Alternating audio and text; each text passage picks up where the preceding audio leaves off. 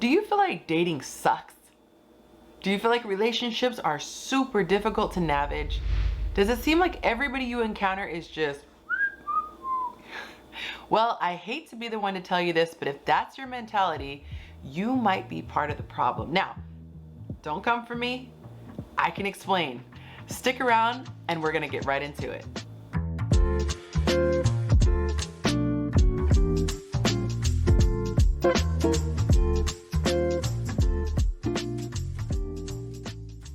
Hey guys, my name is Yonci and welcome to my channel, Chasing Yonci. If you are coming back for more, thank you so much for returning. And if this is your first time checking out my videos, thank you. Thank you so much for stopping by. I hope you really like it. Each week, I give you content on making your life better. Whether it's improving your emotional health, finding your purpose, or improving your relationships, I'm here to help. So if that sounds like something you would like to learn more about, go ahead and subscribe to my channel and you will be notified every time a new video drops if you go ahead and hit that notification bell. Please make sure that you like this video so that YouTube knows to send it to other people. That's how the algorithms work. The more you interact with this video, the more YouTube knows that this is the good stuff that should be pushed out to the multitudes. Here on YouTube, I drop videos twice a week, once on Tuesday, once on Thursday, and then I host a live stream on Sunday nights at 5 o'clock Pacific Standard Time.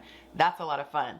In the meantime, I put out a lot of content on social media, so if you would like to follow me elsewhere, you can do so at Chasing Yonci. I'm on Instagram, Facebook, and even TikTok. All right, guys, so let's unpack today's video. I have a feeling I'm gonna ruffle a lot of feathers, but knowledge is freedom, and this will set you free. I'm gonna give you 7 reasons why most people think that dating sucks and find relationships to be very, very difficult to navigate. Number 1, the very first reason is that we are misguided. And before you beat yourself up, it's not your fault. We have been taught things from the beginning of our lives that relationships are supposed to fulfill us. Especially when it comes to women, we are taught to be picked. You need to be picked. Your life doesn't start until Prince Charming comes in and sweeps you away, and now your life can be greater. With men, a lot of times marriage is a status symbol of success. You want to have the beautiful wife, you want to have the great career, you want to have it all. But this is shallow, because if you're tying your self-worth with somebody else, that's a very, very dangerous idea. That means that you have absolutely no control over the other person, but yet they have total control over you and your future and your well-being. The number 2 reason why relationships are so tough and dating sucks is because a lot of people don't know themselves. And just like in point number 1, people try to identify themselves with everything but themselves. They look to find their purpose and meaning in money, sex, relationships, fame. It's just not going to end well. Number 3, and this is a doozy, a lot of people cannot control themselves, or I should say they fail to control themselves. Because everybody has an ability to do so, not everybody is tapped in and knows how. Oftentimes people are motivated by lust and fear, or a deadly combination of both, as opposed to logic and reason. You know this because of how many times you've said, I saw all the red flags, but I just kept continuing. Or, he was giving me that good stuff. She was making my toes curl. So I stuck around for a lot longer than I should have. Number 4, we are operating out of fear. And like I said in the previous one, we're controlled by our urges. Now, where the urges come from would either be lust or fear, but I wanted to make this one a separate point because it's so important. A lot of times people do things and they don't even realize why they're motivated. The number 1 motivator, fear of being alone. People don't like to be alone because they haven't done the work on themselves. They don't even know themselves, and therefore they don't enjoy their own company. So they're hoping to be able to mask all the feelings that they have buried deep inside and live vicariously through somebody else. But as I mentioned previously, you should not be giving your power on any level to somebody outside of yourself. This is a recipe for disaster. Another reason why people stay is because of the fear that they don't think they will get any better. Sometimes they stay because of a fear that they're not going to look as good. Maybe this person helped their image. Maybe this person financed their dreams. People stay for many other reasons than what they should, which is a decision to love their partner. I know a lot of people who are struggling with the decision to leave because their partner is the primary breadwinner. And while this is a scary thought, it's only scary if you are convinced that your resources come from the other person. Now, I'm not going to give too much away in this particular video because I'm not going to go into depth in order to keep it short, but I will be talking about that much more specifically in a video series that I'm about to begin called Getting Out of the Matrix. Something to do with Matrix. I'm still working on the title, but make sure you stick around and look at that. In this video, I'm going to be just giving you the overall outline, but the how-to, the way to resolve it, that's coming later. So I don't want you to be discouraged. This video is just meant to identify what the issues are, and then subsequent videos are going to tell you how to overcome them. Number 5 is kind of icky. A lot of times people don't want to grow. There's something strange about what triggers us being an indication of what we ourselves need to work on. Can you imagine if every single person who hit a snag in a relationship stopped and said, that really bugs me about that person. What is it that I have going on that would attract me to that person? Because I feel like that's the Lord's way of showing us what we need to identify with ourselves. Also, if you keep attracting a certain type of person, kind of tells you a little bit about what you're like. This was one especially that I bristled against because I couldn't understand how I needed to work on things that I found so disgusting to other people.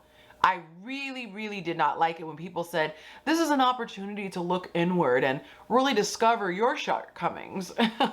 Nobody likes to admit that they have work to do, but I'm telling you, that is where all the good stuff starts. It's kind of like getting soil ready for a garden. You have to tear things up, get super messy, and put in a lot of work before you can get everything to the perfect place in which you can grow beautiful things. It's the same thing with our life. We have to roll up our sleeves, be willing to get dirty, put our pride aside, that one is huge, and start to figure out where we need to improve. This is where I recommend that you go to somebody outside of yourself because a lot of times we have blind spots when it comes to our shortcomings. If you have somebody in your life that you can trust, that you can go to for great counsel, I strongly recommend you talk to them and ask them what you can do to improve. If you think that they're going to be a little bit biased and you want to have a safer source, then you can go to a licensed therapist, a professional, a coach, somebody outside of you who has been trained in this specific area. I don't know anybody who has reached for help and hasn't been happy that they did. Number 6, a lot of people refuse to take accountability for their shortcomings. I don't know if they just don't want to see, or it hurts too badly, or they think that the person must be just speaking out of spite when somebody tries to correct them. But a lot of times the beauty of healthy relationships is that we can learn from our partner. Even in dating situations, you can use it as an opportunity to figure out where you need to grow. I'll never forget the very last time I felt a major shift in my growth when it came to relationships and relating with men. I had just heard a friend of mine doing a live stream and he said that, and I'm paraphrasing, you can tell whether or not you're healed by how you respond to triggers. That was a game changer because what I always did in the past was talk to somebody new and let them know, hey, here are my triggers. My triggers were kind of spread out like landmines. But I didn't think it was a big deal because I knew exactly where they were, and I figured if I gave a map to each guy that I talked to, they could navigate and not set off the landmines. Well, it sounded great on paper, but it never really went smoothly. Inevitably, I was triggered and it was a combustible situation. I would get emotional, they would get emotional, it was just all bad. What I realized is that when I was healed, I was no longer activated by my triggers. I realized after the fact, after I had done some intense work on myself, that my triggers were no longer something I was super sensitive to. Sure, I would notice something like, don't really like that, but it wasn't something that sent me spiraling out of control. If you have things that make you flip your lid, get out of your character, lose your cool, that's a pretty good indication that that's an area that you need to work on. A lot of times there is a deep wound and it's kind of like a bruise. Anytime somebody even so much as bumps up against it, you have an unproportionate or disproportionate reaction to the tap. It's way too sensitive to the touch. And I'm not saying that you shouldn't be dating, but I'm saying it's definitely something that you want to explore. Once you get a handle on the things that used to trigger you, relationships and dating will be so much more fun. Number 7, and this goes hand in hand with number 6 of not taking accountability, but a lot of times we act like victims. We blame others for everything that goes wrong. Let's say, for example, the person that pushes somebody and pushes somebody and pushes somebody and they snap. All the person can see is, well, my partner snapped. Well, you gotta own what you did to kind of get them to that point. And it's not to say that we're responsible for other people's actions, but there are always more than one person involved. And it's not to say that other people should not take accountability for what they've done or that you should take the blame for anything that goes wrong in your life at the hands of somebody else. But we can always look and see, did I have anything to do with this? Was I a catalyst in any way to making this thing occur? The other way people act like victims is they get on a train, they see it's crazy train, and they refuse to get off. There's stop after stop after stop, and they just stay on board. They keep complaining until they waste months, maybe years of their life, and then they grow bitter, and then they want to project it onto everybody in that sex. All women are this way. All men are this way. No, the ones you're picking. You have a choice. Nobody ran out of a cave, like in the caveman days, snatched you up and dragged you back into the cave. You have a choice when it comes to the relationships. And here's the thing, you might be saying, well, I'm married to this person and I don't take divorce seriously. Okay, but did you rush into the relationship? I know it doesn't help after the fact, but the thing is that healing often happens when we take full accountability. How quickly did you rush into that relationship? How fast did you get pregnant when you weren't planning on it because you were being lustful? You weren't using your mind. You weren't using logic. You were going off of emotions. Maybe you were dating when you had no business dating because you weren't comfortable being with yourself. You see how all these things come together? But when a person has worked on themselves and they become healed, two things happen. Their standards are raised to the point where anything that doesn't meet those standards is rejected, and rejected with a swiftness. And they do it in a nice way. They're never nasty, they're never condescending, and they certainly are not bitter. The other thing that happens is they attract like. They attract people like themselves, and it is amazing how it happens. I've heard so many people say, when I finally got to that point where I let go and I stopped searching, and that was because they found peace within and comfort. That's when they met their special someone. So I know it sounds crazy. Why does it have to be that way? I don't know. I don't make the rules. But life is a really beautiful thing when you do understand the rules and you can play the game so that you can win. All right, so this is the end of this video, but I want to find out, which of these 7 things did you identify with most? Yeah, I'm asking you to tell on yourself a little bit. Or maybe you can identify with a way that you used to be prior to healing. Comment below number 1 through 7 and let me know why this is an issue for you, why it maybe triggered you, or if it's something that you have gotten over. If this is a video that you think other people would enjoy, please hit that share button. And if you enjoyed it, hit like so that YouTube knows this is one of the good pieces of content. And if you want more content like this, go ahead and hit that subscribe button as well as the notification bell so that you can get more videos like this. And as I mentioned before, stick around for that series talking about freeing yourself from the matrix. All right, so this is something I haven't done in a while, but I think it's pretty funny when we do. YouTube lets me know what percentage of people make it all the way through to the end. And so if you've made it this far in the video, comment your favorite food. Mine is lasagna. It'll be fun to see what yours is as well. And it's gonna make people wonder, what the heck are they talking about? I wanna give a special thank you to all my patrons on patreon.com who hold me down every single month. I could not do this content without you guys. Thank you so much. And before I go, I have to tell you about a webinar that is coming soon.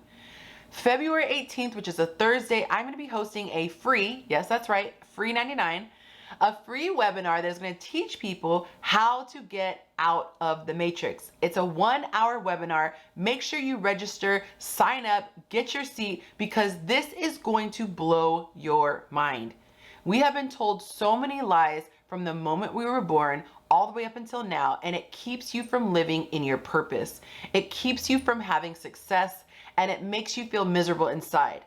So if we can reprogram our mind and start to see things the way they really are, you will have unlimited success in all areas of your life. So I want to give this content to you completely free of charge because it's something that I feel people really need to know. Go ahead and click the link in the description below that says free yourself from the matrix, or you can go to my Instagram page and click the link in my bio. Also, I want to mention my Sunshine Club, which is my online community I absolutely love. We are rocking strong. We talk every single day through our Facebook posts. I check in with them, see where they are as far as hitting their goals. And then every Tuesday, we have a live video chat and we cover what has happened since the week before. It's been amazing. I've been seeing so much growth in the different members there, and it's a lot of fun. Plus, you get to make some new friends and a new community. So check it out. If that's something you want more information on, I also have a link in the description for the Sunshine Club. There's also a link on my Instagram page. If you're already following me there, you can just click that at any time. All right, guys, don't forget to set your calendar for Sunday night so you can catch the live stream while it's live. Or if you've already subscribed and hit that notification bell, you'll be alerted on your phone. Anyway, until next time, thank you so much for watching. Tell someone that you love them.